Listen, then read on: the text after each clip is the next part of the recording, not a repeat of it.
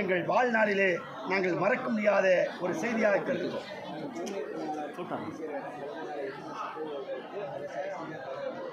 முந்நூறு சதுரடியில்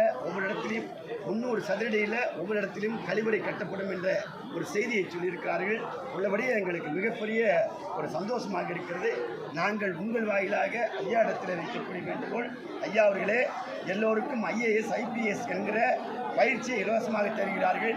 அதே போல தூய்மை பணியாளருக்கும் ஒரு சிறப்பு திட்டமாக IAS IPS படிப்பதற்கு தூய்மை குழந்தைகளுக்கு ஒரு சிறப்பு திட்டம் அமல்படுத்தினால் இன்னும் நன்றாக இருக்கும் என்று கருதுகிறேன். இந்த திட்டம் வந்து இப்போ அடுத்த மழைக்காலத்தில் இந்த மாதிரியான திட்டங்கள் வந்து இப்போ அடுத்த மனுஷனுக்கு எந்தளவுக்கு உத்வேகமாக இருக்கும்? ஐயா, அதாவது என்னென்னா, ஒரு காலத்தில் இந்த தொழிலுக்கு வர்றக்கே பயந்துக்கு வந்தாங்க. இன்றைக்கி அப்படி இல்லை.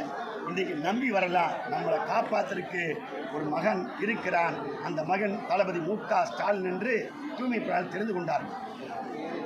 என்னுடைய பெயர் டாக்டர் திப்பம்பட்டி வே. ஆறுசாமி, தலைவர், தமிழ்நாடு தூய்மை பணியாளர் நலவாரியம்.